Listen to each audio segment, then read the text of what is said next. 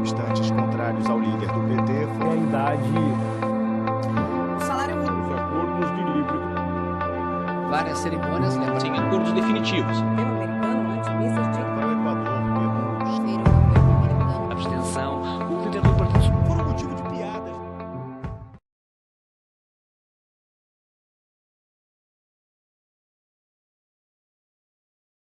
Um terremoto de magnitude 6,8 atingiu hoje de manhã o sul da Bolívia. O tremor atingiu o departamento de Tarija. Segundo o Serviço Geológico dos Estados Unidos, o epicentro foi a cerca de 200 quilômetros de São Bernardo de Tarija, a capital do departamento, a uma profundidade de 557 quilômetros. A região é pouco habitada e, por enquanto, não há relatos. No terceiro dia da greve dos caminhoneiros, a Petrobras acenou uma bandeira branca e tentou uma trégua, anunciando uma redução temporária do preço do óleo diesel. A paralisação no transporte de mercadorias e o bloqueio de rodovias provocaram desabastecimento em todas as regiões do país. Fogo de pneus incendiados. Rodovia Fernão Dias, na Grande São Paulo. No fim da tarde. Mais cedo, a manifestação foi na Regis Bittencourt. A Advocacia Geral da União conseguiu 9 liminares para liberar 6 rodovias federais. Outros 15 pedidos ainda não foram julgados. A paralisação nas estradas já provoca desabastecimento. Leite desperdiçado. Os caminhões que iam buscar 5.000 litros no interior do Paraná não chegaram. É triste porque você trabalha, né, com leite de qualidade. E produz, você quer a tua vaca que produzindo, né, leite e jogar assim fora.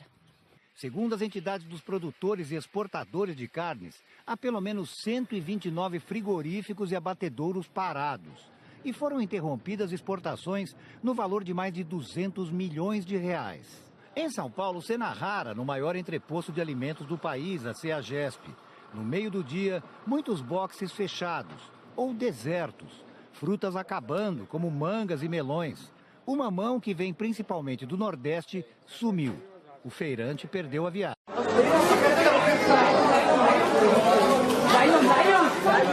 Son imágenes perturbadoras, imágenes del horror en Siria.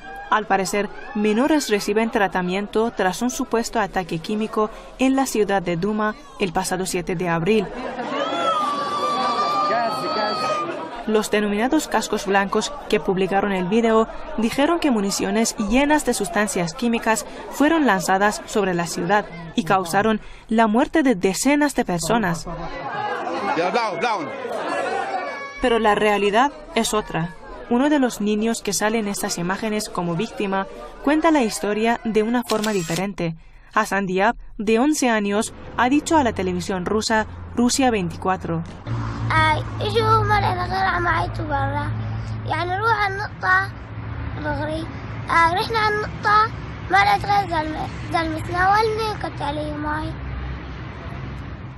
Hassan continuó que en el hospital le metieron en la cama junto con otros niños y luego les ofrecieron galletas, dátiles y arroz.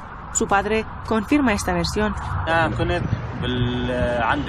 Estaba haciendo trabajos de construcción. Cuando me enteré de que mi familia estaba en el hospital, casi me volví loco. Salí del trabajo y volví a nuestro distrito. No vi a nadie, no escuché nada sobre el ataque químico. Cuando estaba fumando en la calle, no sentí nada. Entré al hospital y pregunté por mi familia. Vi que habían arrojado agua en la habitación. Subí y vi a mi esposa e hijos. Le pregunté, ¿qué estás haciendo aquí? Ellos respondieron, alguien gritó afuera que comenzaron a oler algo. Así que corrimos aquí. Gracias a Dios, mi hijo se sentía muy bien. Algunas personas que no conocíamos vinieron y dijeron, ataque químico, ataque químico. Aquí no vimos ninguna señal de ataque químico. Los países occidentales responsabilizan al gobierno sirio del ataque que, según estos testimonios, nunca tuvo lugar. Estados Unidos, Francia y Reino Unido, sin presentar pruebas sobre las acusaciones contra Damasco, atacaron a Siria el pasado sábado. Mariam Saidi, Hispan TV, Noticias. Várias cerimônias lembraram os 70 anos da criação de Israel. O Estado foi proclamado em 14 de maio de 1948, mas a data é festejada agora em função do calendário hebraico. O primeiro-ministro de Israel, Benjamin Netanyahu, aproveitou para falar de terrorismo. Todos nós, judeus, drusos, cristãos, muçulmanos, beduínos, todos estamos juntos contra os terroristas fanáticos que ameaçam nos destruir e juntos continuaremos a vencê-los. Em meio aos preparativos para as celebrações dos 70 anos, Israel vive sob o espectro de um ataque do Irã, seu inimigo ferrenho. Dias antes, em outra cerimônia, o premier advertiu o Irã para que não teste a determinação de Israel, acusando o regime em Teherã de querer destruir o Estado judeu.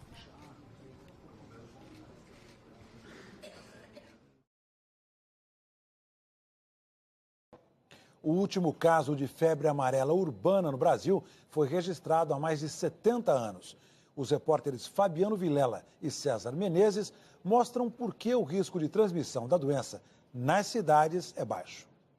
A história da febre amarela no Brasil começou no século XVII, do outro lado do Oceano Atlântico. O vírus e o transmissor, o Aedes aegypti, vieram de carona nos navios que traziam escravos. A África já convivia com a doença e a mesma coisa aconteceu aqui. Graves epidemias provocaram mortes no litoral brasileiro.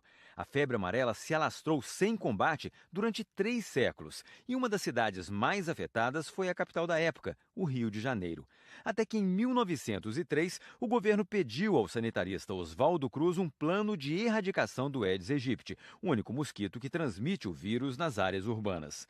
Oswaldo Cruz tornou a vacinação obrigatória e criou brigadas mata-mosquito que podiam invadir e até derrubar casas para acabar com os criadouros. Deu certo. A última grande epidemia que o Rio de Janeiro enfrentou foi em 1929 e o último caso de febre amarela urbana no Brasil foi registrado em 1942 na cidade de Sena Madureira, no Acre. O mosquito que veio da África foi exterminado, mas o vírus não. Ele desapareceu das cidades, mas sobreviveu nas florestas. Conseguiu se adaptar a 2 mosquitos silvestres, o hemagogos e o sabetes, que se alimentam do sangue dos macacos. E essa história ainda teve um outro capítulo. Na década de 70, o Aedes aegypti reapareceu. Não mais o africano, dessa vez foi o asiático, que também chegou aqui de carona nos navios que transportavam cargas. Mesmo assim, nunca mais tivemos febre amarela urbana no Brasil e esse pesquisador explica por quê. As campanhas de vacinação funcionam. A quantidade de mosquitos é grande, mas é muito menor do que no passado. E o Aedes aegypti asiático não tem a mesma capacidade de espalhar o vírus. Tem essa percepção, primeiro porque a febre amarela, apesar de todo o contato íntimo com a circulação humana entre a África e a Ásia, nunca foi introduzida na Ásia. E há evidências de laboratório onde o vírus cresce menos nesses mosquitos. Agora, a efetividade da transmissão deles ainda é inquestionável. Eles podem realmente ser um vetor. Por causa da grande quantidade de florestas, a região norte é endêmica para a febre amarela, como mostra o repórter Fabiano Vilela. Autoridades de saúde e cientistas estão sempre de olho nos mosquitos. Uma pesquisa feita pelo Instituto Evandro Chagas aqui no Pará, junto com a Fundação Oswaldo Cruz do Rio e o Instituto Pasteur da França, mostra que o Aedes aegypti pode transmitir a febre amarela, mas o risco de infecção é menor em relação a outros vírus. O diretor do Instituto Evandro Chagas disse que é pouco provável que o Aedes aegypti provoque uma epidemia de febre amarela nas áreas urbanas. Os índices de infestação são baixos, que geralmente evitam a transmissão urbana da febre amarela, mas não impedem a transmissão do dengue, do zika e do chikungunya. E aí você pode perguntar por que isso? Porque o vírus do dengue, da zika, da chikungunya, eles se replicam, eles se reproduzem muito mais facilmente nas células do Aedes aegypti do que o vírus da febre amarela. E isso se deve porque os receptores das células do Aedes aegypti, eles não gostam muito dos antígenos do vírus da febre amarela, os antígenos do envelope, as proteínas do envelope do vírus, que é que faz a ligação, e prefere o do dengue, do zika e do chikungunya. A gente vai mostrar uma imagem bem curiosa do país que vai sediar a Copa do ano que vem. O correspondente Marcelo Correge tem os detalhes dessa história. A estátua de Lenin recebe os visitantes de um estádio soviético. Reconstruído para a Copa de 2018, com os requintes da Rússia capitalista. A vistoria do Luzhniki foi apenas uma formalidade para o palco da final do Mundial. Ele ainda não foi reinaugurado, mas está pronto há pelo menos 3 meses. O chefe do departamento de eventos da FIFA disse que o Luzhniki é magnífico. Este foi o último dia de uma inspeção que durou 2 semanas. Os representantes da FIFA passaram por outras 7 cidades, 7 estádios, pelo menos 3 deles em condições muito diferentes do Luzhniki, seja pelo estágio das obras ou pelo projeto mesmo. Estas fotos do estádio de Ekaterimburgo foram motivo de piadas nas redes sociais nos últimos dias. Arquibancadas provisórias muito maiores do que a cobertura parecem um improviso, mas não são. Com elas, a capacidade será superior a 35 mil espectadores na Copa. Sem elas, de 27 mil, do jeito que o time da cidade deseja. Colin Smith concorda que as fotos parecem um pouco incomuns, mas lá de cima da arquibancada, a visão do campo é incrível. O cronograma está atrasado em pelo menos 2 estádios. O de Kaliningrado, que mais parece um oásis no deserto, e o de Samara, em que além do entorno, falta a cobertura, o gramado, muito para ser entregue até dezembro. A FIFA adverte, são casos... Mas vem problema por aí. O presidente americano Donald Trump declarou hoje que vai estabelecer tarifas de importação de aço e de alumínio. E isso pode afetar as vendas do Brasil. O anúncio veio durante uma reunião com representantes da indústria na Casa Branca. Donald Trump disse que vai impor uma tarifa de 25% sobre o aço importado pelos Estados Unidos e de 10% sobre o alumínio. Vocês vão estar protegidos pela primeira vez em muito tempo e vão voltar a crescer. É só isso que eu peço, que a indústria volte a crescer, disse Trump, se dirigindo a empresários da siderurgia. O presidente afirmou que as tarifas vão ficar em vigor por muito tempo e que pretende oficializar a decisão na semana que vem. Trump foi eleito com um discurso contra os acordos de livre comércio e afirmou várias vezes que muitos países, como a China, o Canadá e o México, estavam lucrando injustamente no comércio com os Estados Unidos. 1/3 das exportações de aço do Brasil vem para os Estados Unidos. Trump não esclareceu se as tarifas vão valer só para alguns países ou se serão aplicadas a todos os exportadores. No governo americano, um grupo defende essa cobrança generalizada, mas um outro grupo, mais cauteloso, se preocupa com a possibilidade de retaliações comerciais por parte dos outros países e teme que nas ruas a consequência mais imediata do aço mais caro seja um aumento no preço dos veículos e talvez demissões na indústria automobilística americana. O governo brasileiro declarou que as afirmações de Donald Trump causam enorme preocupação e que, se a taxação for confirmada, as exportações brasileiras de aço e alumínio vão ser afetadas. O governo diz que a maior parte do aço que o Brasil vende para lá serve de matéria-prima para a indústria americana. Por isso, espera negociar para evitar restrições que dariam prejuízos aos 2 países. O salário mínimo deve ser de R$ 1.002 em 2019. Pelo menos essa foi a proposta divulgada hoje pelo governo federal e, se for aprovada, deve começar a valer a partir de janeiro do ano que vem. Mais de 45 milhões de brasileiros recebem um mínimo que atualmente é de R$ 959. Será a primeira vez que o mínimo vai chegar aos R$ 1.000. Vale lembrar que a proposta segue para o Congresso, onde pode sofrer alguma alteração. O ex-presidente Luiz Inácio Lula da Silva chegou na noite deste sábado à sede da Polícia Federal de Curitiba, onde vai começar a cumprir sua condenação de mais de 12 anos de prisão por corrupção. Lula havia sido detido à tarde em São Bernardo do Campo e transferido para a capital paranaense de avião. Em seguida, um helicóptero com o petista aterrissou no edifício. Centenas de manifestantes contrários ao líder do PT foram até o local e soltaram fogos de artifício para comemorar a prisão. Do outro lado de uma barreira colocada pela polícia, havia uma concentração de lulistas. Houve tumulto e gás lacrimogênio foi usado para dispersar os grupos. Lula começa a cumprir a pena em uma cela especial da Polícia Federal de 15 metros quadrados com banheiro privativo. Ele terá direito a uma visita. A guerra entre polícia e traficantes cobra um preço alto no Rio de Janeiro.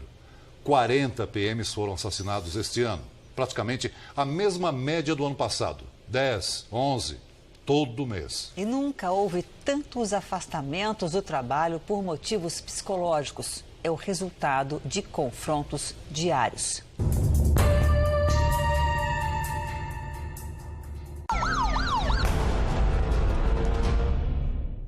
Todos os dias, se o Thiago atrasasse 2 minutos, já era o suficiente para eu estar ligando pro celular dele. O cabo Thiago de Oliveira Lance, de 31 anos, trabalhava numa unidade de polícia pacificadora. Comecei a desconfiar que algo tinha acontecido porque ninguém me atendia e Thiago não chegava em casa.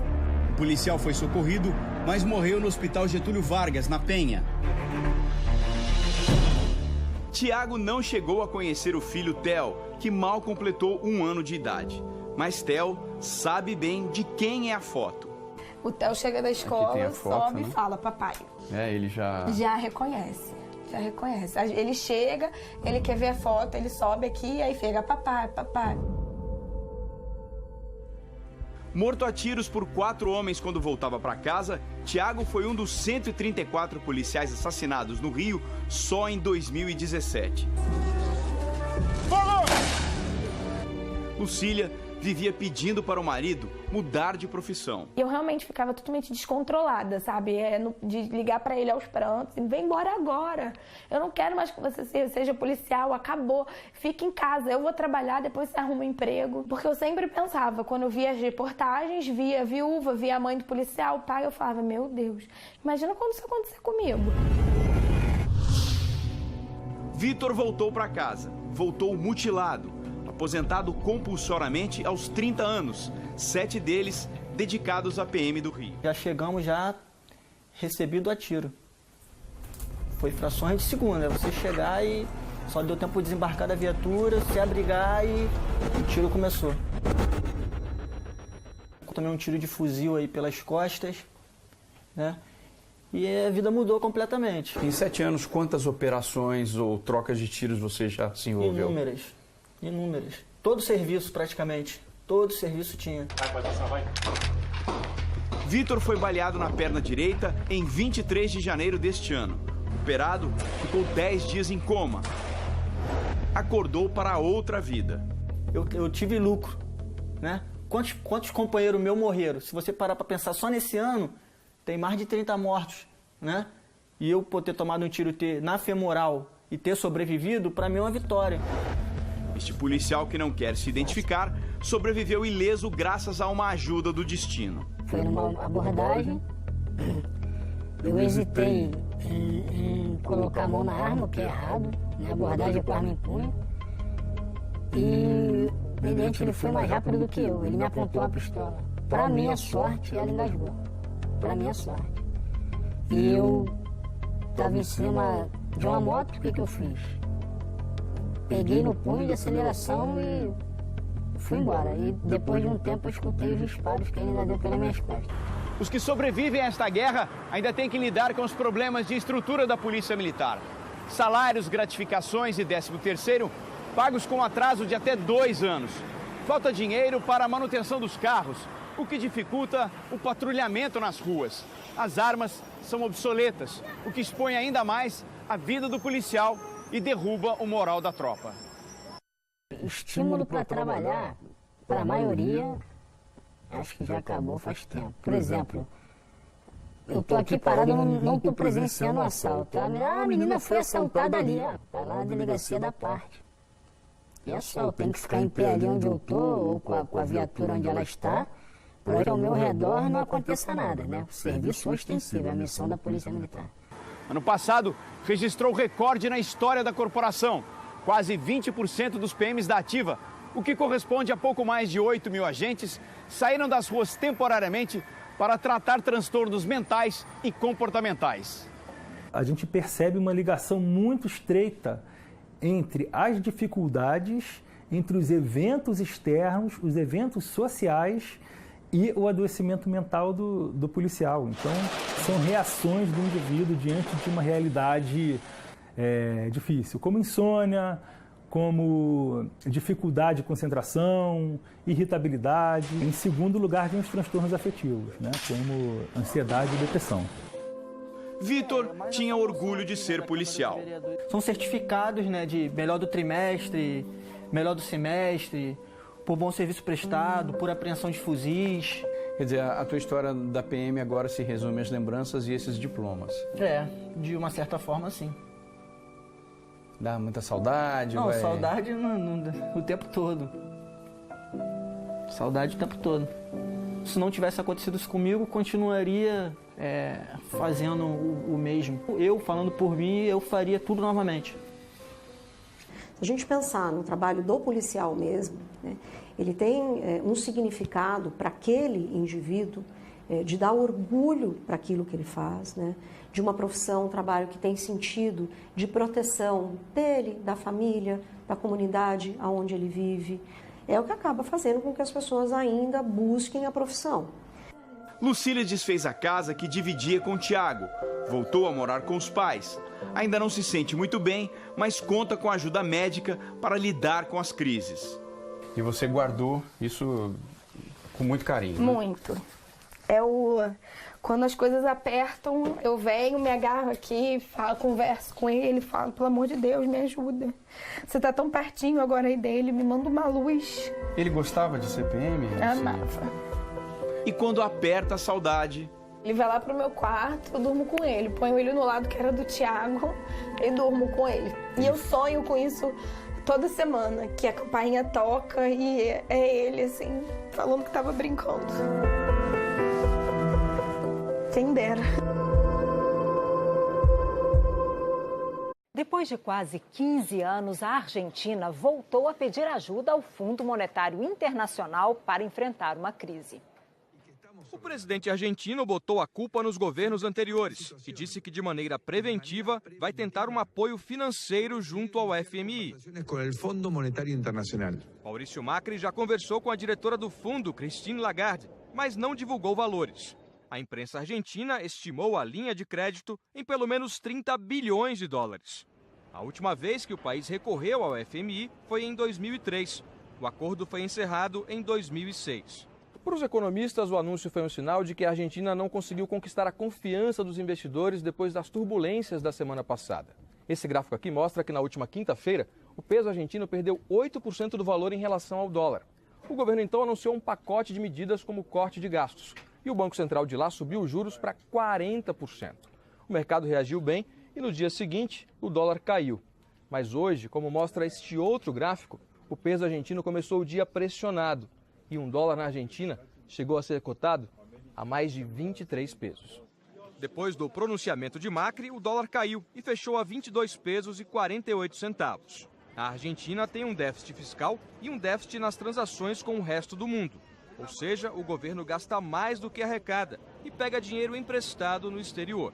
Este economista, que trabalhou no FMI, diz que com o aumento dos juros nos Estados Unidos e a migração de dólares para lá, os investidores desconfiam se a Argentina vai honrar as dívidas. O FMI vai solicitar à Argentina um ajuste das contas do governo, gastar menos. Isso não é doloroso, não é fácil, mas é necessário. Eleito em 2015, Macri fez a economia crescer quase 3% ao ano, mas não conseguiu domar a inflação, que está em 25% em 12 meses. Este economista não vê risco de contágio para a economia brasileira. Com todos os problemas da economia brasileira, eu acredito que a gente está ainda um pouquinho mais preparado para surfar essa mudança de ventos no mercado internacional. O dólar subiu forte mais uma vez e fechou a quarta-feira no maior valor em quase 2 anos. A moeda americana teve alta de 1,33%, cotada a R$ 3,55. O valor foi pressionado, como já aconteceu outras vezes, pela expectativa dos investidores em relação à taxa de juros nos Estados Unidos. Ainda que o Banco Central americano não tenha aumentado a taxa, na reunião desta quarta, o mercado trabalha com a ideia de que os juros por lá vão subir neste ano. O dólar fechou 2017 cotado a R$ 3,30 e desde então já se valorizou 7% em relação ao real. Isso a gente está ainda no começo de maio. Depois de um dia de informações desencontradas, o assunto da exportação de aço brasileiro para os Estados Unidos segue em suspenso. Ontem nós conversamos sobre isso com o correspondente em Nova York, Tiago Eltz. Hoje a gente vai ter que recorrer a ele novamente.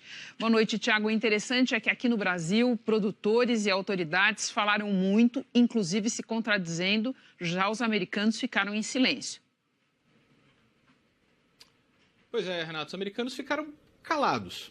Boa noite para você, boa noite a todos. E para entender essa confusão, imbróglio de hoje, a gente precisa começar pelo o que os americanos disseram, e eles falaram na segunda-feira. O Trump anunciou que o Brasil e também a Argentina e a Austrália iriam continuar isentos das novas sobretaxas criadas para exportações de aço e alumínio. Essa isenção não teria data para acabar e valeria até que os países fechassem acordos definitivos. Aí o mundo repercutiu tudo isso ontem, o Brasil não falou nada e hoje o governo brasileiro soltou uma nota contradizendo os americanos, afirmando que os Estados Unidos tinham interrompido a negociação no último dia 26 e tinham decidido aplicar imediatamente as sobretaxas ou cotas sem nenhuma possibilidade de negociação. Mas aí à tarde o governo se corrigiu, soltou outra nota afirmando o que os americanos haviam dito 2 dias atrás, que o Brasil está isento até que se chegue rapidamente ao acordo final. A gente não teve detalhes das negociações pelo lado americano, mas o que o Brasil disse nos 2 momentos hoje, na primeira nota e depois na correção, é que o setor do alumínio no Brasil prefere pagar a sobretaxa de 10%, enquanto o do aço prefere enfrentar uma cota que reduziria as exportações em 25%. E a gente não sabe ainda quando ou como isso vai ser aplicado e quando isso passaria a valer, Renata. Tiago, eu queria tratar com você sobre um outro assunto. A empresa britânica Cambridge Analytica, pivô do escândalo de vazamento de dados de usuários do Facebook. Ela fechou as suas operações no Reino Unido e nos Estados Unidos. E lembrando que segundo o Facebook, só no caso dos brasileiros, mais de 500 mil de perfis aos quais a Cambridge Analytica teve acesso e agora a empresa está dizendo que foi vilipendiada. Pois é, Renato, no comunicado em que anunciou o fechamento, a empresa disse que foi difamada e que a cobertura da mídia afastou todos os clientes e fornecedores. Na verdade, a empresa se tornou tóxica, né? Ninguém quer ver o nome ligado à Cambridge Analytica. Ela, inclusive, estava no Brasil para trabalhar nas eleições desse ano e também já tinha desistido e fechado as atividades por aí. A empresa fechou as portas hoje e vai começar o processo de falência. E não é só porque os negócios despencaram não, mas também por causa das multas que ela vem sofrendo depois do escândalo.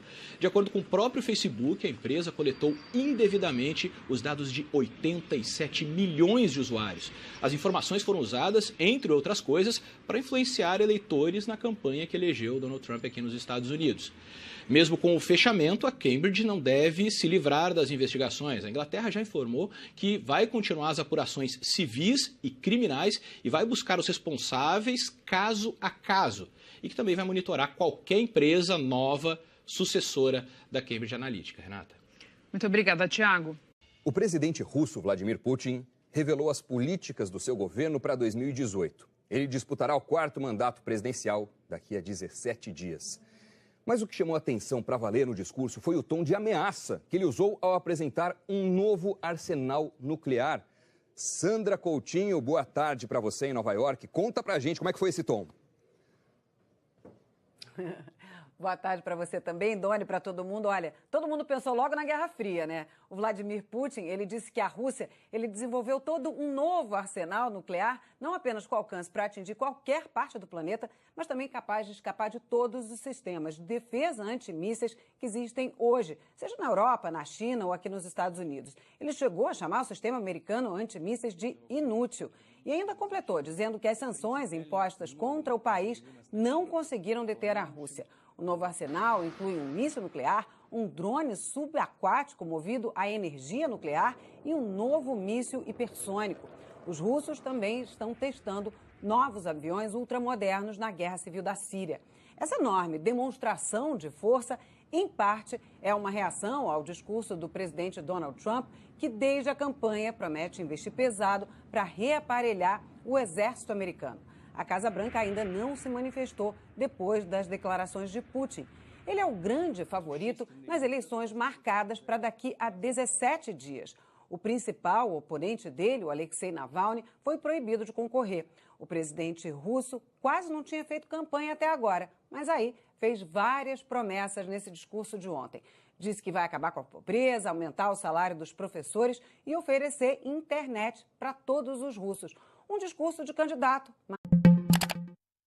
O líder da Coreia do Norte, Kim Jong-un, e o presidente da Coreia do Sul, Moon Jae-in, participaram nesta sexta-feira de uma cerimônia simbólica e plantaram uma árvore, parte da histórica cúpula na fronteira entre os dois países.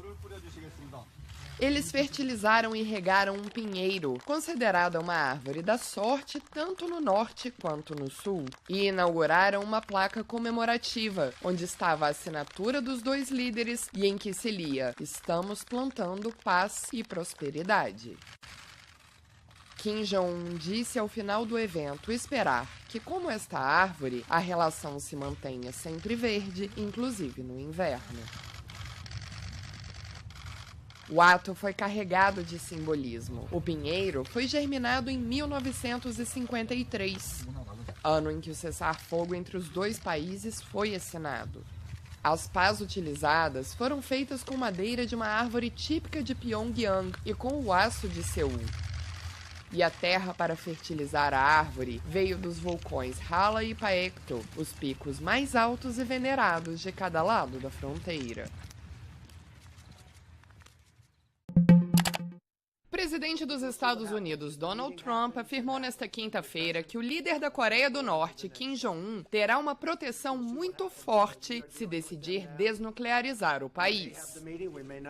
A referência clara à permanência de Kim no poder veio acompanhada de uma garantia de que os Estados Unidos não estão se baseando no modelo da Líbia nas negociações para a desnuclearização da Coreia do Norte, se distanciando das declarações feitas por um de seus principais assessores, John Bolton, que irritaram profundamente Pyongyang. Antes da reunião na Casa Branca com o secretário-geral da OTAN, Jens Stoltenberg, Trump afirmou que a intenção não é tirar Kim do poder. Apesar das garantias, o presidente americano afirmou que este modelo será utilizado se não chegarem a um acordo. O encontro marcado entre Trump e Kim Jong-un está ameaçado desde o início da semana, quando a Coreia do Norte criticou a realização de um exercício militar conjunto entre Estados Unidos e Coreia do Sul. Entre denúncias de irregularidades, alta abstenção e muitas críticas internacionais, Nicolás Maduro foi reconfirmado presidente da Venezuela pelo Centro Nacional Eleitoral. Com a maioria a preferir a abstenção, o líder do Partido Socialista Unido da Venezuela conseguiu cerca de 68% dos votos e deixou um recado aos Estados Unidos, um dos países a denunciarem as eleições venezuelanas como falsas. Eles não têm a mínima capacidade de interpretar e entender a mensagem que está a enviar o povo da Venezuela. Não têm a mínima capacidade de diálogo. A única capacidade é varrer, ameaçar.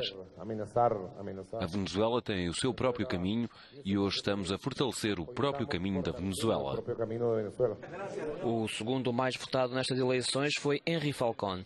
O líder da avançada progressista, uma força dissidente da coligação de oposição MUD, ficou-se pelos 21%, mas denunciou irregularidades no sufrágio. Nós não reconhecemos este processo eleitoral como válido, correto e concretizado. Para nós, não houve eleições. É preciso fazer novas eleições na Venezuela. O escrutínio foi confirmado após contados mais de 92% dos votos. A participação ficou-se pelos 46% dos mais de 20 milhões de eleitores registados. Devido às suspeitas de farsa, a União Europeia e Estados Unidos ameaçam a Venezuela com sanções. A tensão voltou a aumentar entre Washington e Pyongyang. Nesta quinta-feira, o governo americano anunciou o cancelamento da reunião de cúpula para tratar a questão nuclear do país oriental. O presidente Donald Trump e o líder norte-coreano Kim Jong-un tinham marcado de se encontrar no dia 12 de junho em Singapura. Likewise, I have spoken to South Korea and Japan.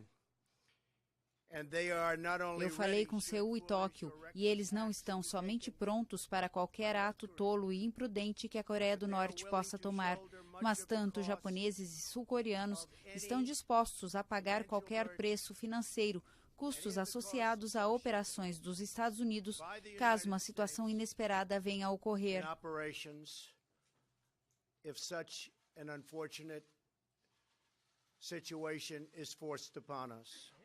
A possibilidade do encontro começou a ruir por causa de declarações de autoridades do governo americano sobre o modelo líbio para os norte-coreanos. No país africano, o líder Muammar Gaddafi aceitou abrir mão do programa nuclear, mas acabou morto anos depois, após ser deposto por rebeldes e militantes apoiados pela Organização do Tratado do Atlântico Norte. As autoridades de segurança do Rio de Janeiro mantêm silêncio sobre a investigação da morte da vereadora Marielle. O assessor de um vereador que prestou depoimento sobre o caso foi assassinado.